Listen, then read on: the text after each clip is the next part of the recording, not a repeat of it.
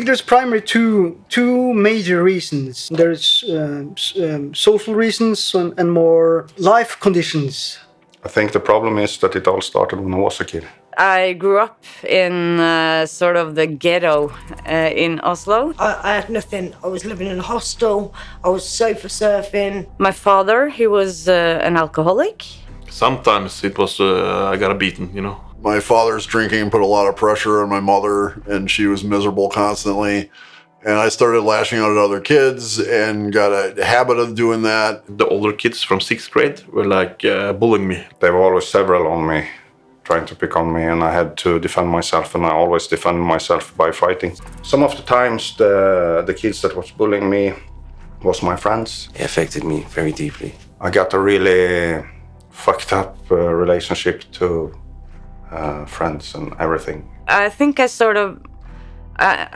I built a wall. All this made me really angry. I was just like a ticking bomb, just building and building and building inside. I wasn't bad, but we ended up to be. I got into a lot of trouble for violence, for fighting. This bomb from I was a kid, Packy, you're stupid, all this talk, self-talk, self-hating, not performing, it just went off. Yeah, it was like... Accepted I was a bad person. I labeled myself a bad person. I actually made a choice to start doing drugs. By the time I'm 14, I'm drinking myself. By the time I'm 16, I'm a violent alcoholic. Of course, ecstasy is cool. Oh, you got some cocaine? Sure, I'll give it a try. I just felt so fucking mad at the world, you know? I was just like, I truly wanted to burn the world down. I'm young, I just want the money, I want it now. I'm seeing what he and she has and I want that too. You know, and you'll do anything by any means to do it. I essentially got involved in these neo-Nazi gangs because I wanted to piss people off. I met a childhood friend of mine who was now in a gang. And that they become my family. I started here in the outer ring and I built myself in the inner ring in this gang. I had a very close friend who was he was a white kid who went to a school where he was a minority. And then in September of 1990, he was out practicing hate and violence as I had taught him to do. And he got in a fight with someone who had a gun and he was shot and killed. And one of my best friends was shot in the head and burned in the car. It made an effect on me because he was like my brother in this game. Alt var det brødre. Det var alt. Alt de sier, alt vi sier, alt vi gjør, det er perfekt. Det er rett kort fortalt.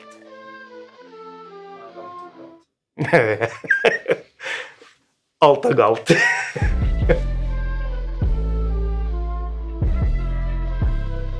Those two factors, they may create feeling of worthlessness, not fitting in, not being good enough. Nå fattigdom et veldig stort tema da. Det var 4 personer som bodde under et toromshus. Toromsleilighet. Det var ikke så mye mat. Det var et måltid om dagen. Me and my brother, we were basically left to ourselves a lot of the time. My mom did the best she could to like put food on the table, and you know we had a place to live. And I was mainly living at my grandmother's place, and she was from Bergen, so I couldn't speak R.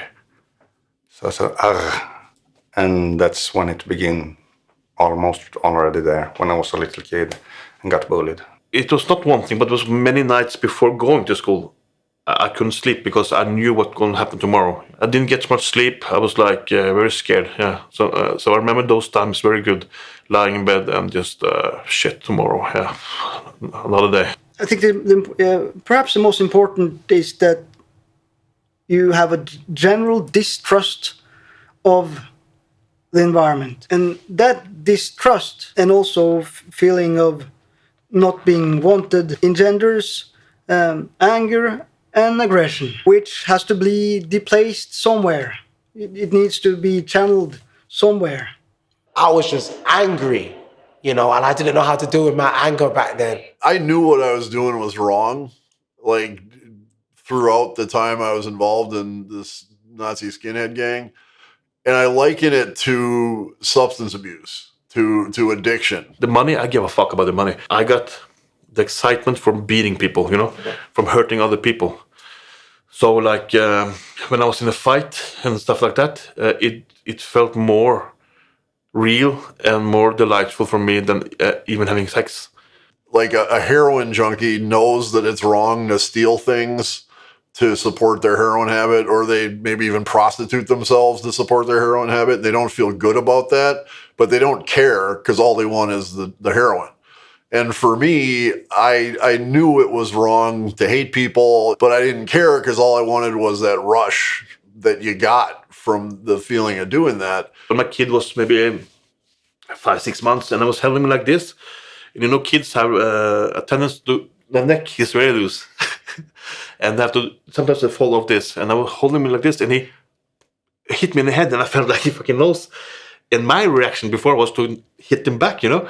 But luckily I've been working with my strength, stop, think. We've been practicing and these feelings.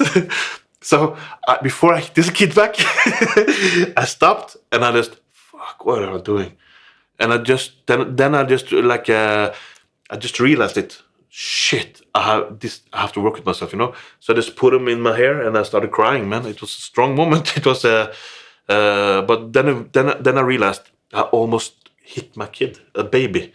What the I don't have control. I have to work more on this. A lot of that came from home. My relationship with my father. Yeah, just feeling pushed down and not understood.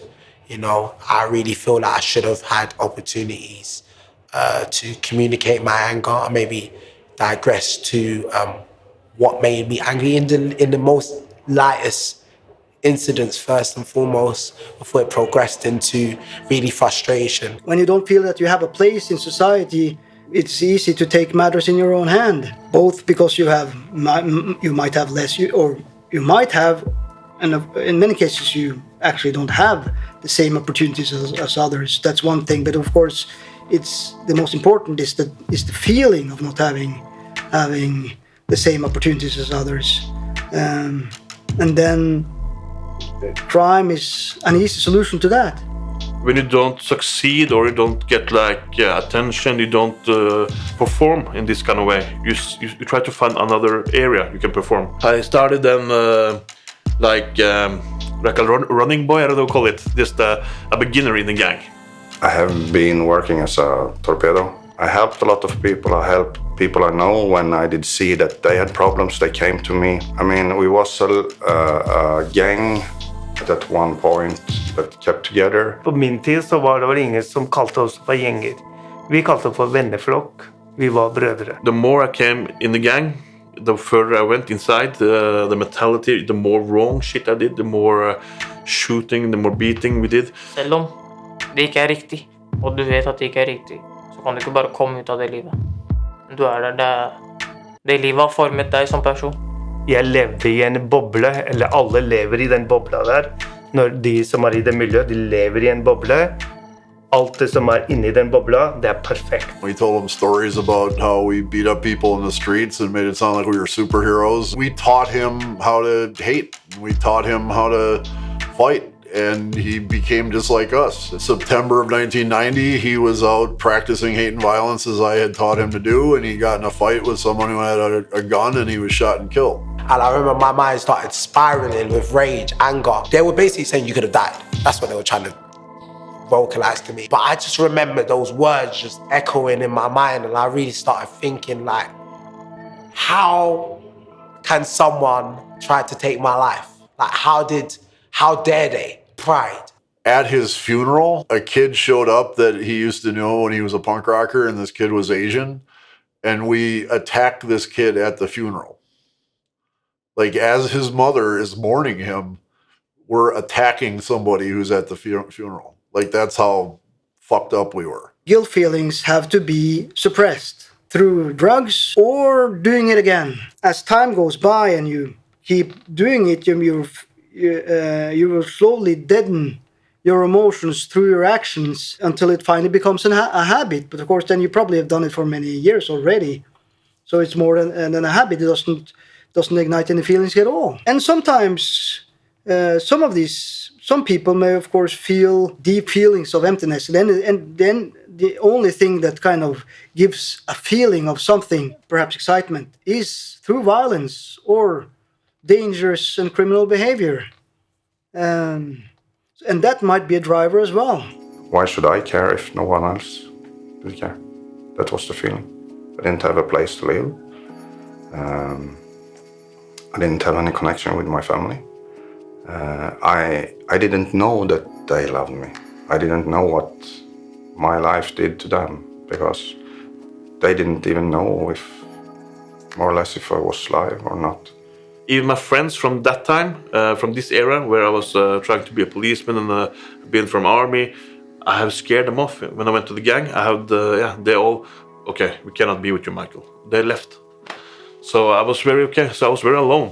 The more you get into a lifestyle of crime, the more it will color your thoughts and feelings about yourself and the world. It may engender a perception of the world as a corrupt place. No one is to be truly trusted, and all your thinking will become preoccupied with criminal thinking. How you can mislead or manipulate this person, or how you can make the next big scoop. And then the risk is that in time your whole personality becomes corrupted. Døra vår ble sparket ned av politiet. Og de stormet inn i leiligheten. Begynte å løfte bord og stoler og snudde leiligheten opp ned. Jeg hadde ingenting i huset da.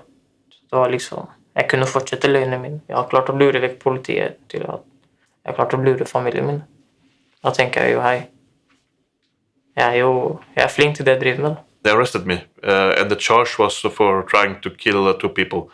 They say that I shot 2 people from another gang, and then they put me to jail for like 13 months, waiting for the trial. After 2-3 months in the trial, the judgment came, and okay, you're free.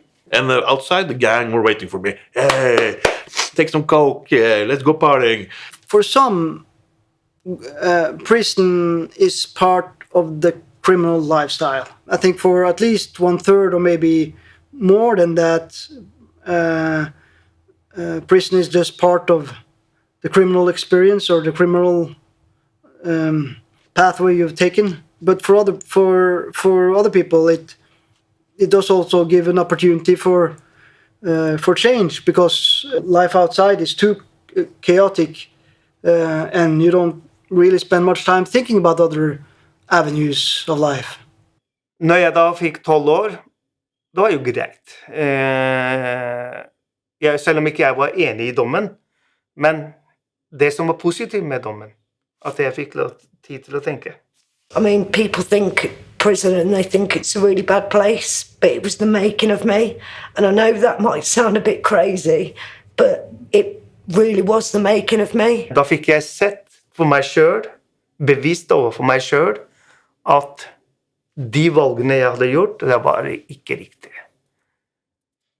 Og å ta avstand, det var da jeg valgte begynte å tenke at nå skal jeg bare ta avstand fra det. Learning something new will take time. And of course, prison gives you the opportunity there. So making a plan should be done in prison. It should be both long-term and short-term. The goals should be very concrete, and they should be realistic in relation to your abilities and resources. Telling yourself that you will never be going back to crime, I think it's too optimistic. You should think of it as a process rather than in black and white. It's now or never, because it's in most cases not now or never, but it's a process. So maybe you didn't do it this time, but you started it. There's always a possibility for change, even if you don't make it this time. I understand how it feels to be consumed by mistakes that you've made. And I really believe that no one is beyond redemption. No matter what kind of mistake you've made, no matter what kind of harm you've done, it's never too late to change. It all starts with you have to have like self-motivation also. If you don't have self-motivation, maybe you need to go a couple more rounds. For det første, du må bare sette deg et mål. Du må gjøre et valg. Hva vil du med livet ditt? Hva vil du? Sett dine mål, gå fremover, ikke se bakover. Ikke se på de såkalte brødrene dine. Jeg gjorde det. Jeg slapp ut 12 år. Etter 12 år, jeg vil ikke se på dem. Jeg hadde mitt mål. Jeg gikk målbevisst fremover, og jeg er der i dag. It doesn't have to be bad that you don't have work for some time. You can find ways to work or rebuild your life anyway. I mean, especially if you are a person that you feel that you want to work with other people. Today it's almost easier to get work if you have lived the kind of life that we have lived. I was also scared for leaving my gang. And scared is also healthy. It makes you sharp. But it's also, you shouldn't go around being scared all the time. But listen, you're tough enough to join a gang. Now you're also tough enough to leave the gang. Du må bare stå på, men du kan ikke gjøre alt selv. Vær så snill, finn dere noen som er enkle til å prate med. Prøv ut alt mulig, bare hold dere opptatt. Gaten er ikke stedet å holde seg opptatt. Anger is also good. I will tell you this. And I speak the truth, you know, from my story. I use anger still today, but I use it in a positive way. But if you don't have like an impulse of it, then you need to go and get some professional help with it. I was sad. I think that everyone was talking bad about me. At that point, I did understand that the only way is for me to ask for help. I say this to the people I work with, especially the kids, the youth, that you are perfect the way you are right now. And when you start to believe that you're good enough the way you are, then something magic happens. And how are you to be able to regain your own self-worth? You didn't think you were worthy of love. So how do you do something about that? Yeah, that's a hard question. Still, I think to regain my self-love, I still have to work on it every day.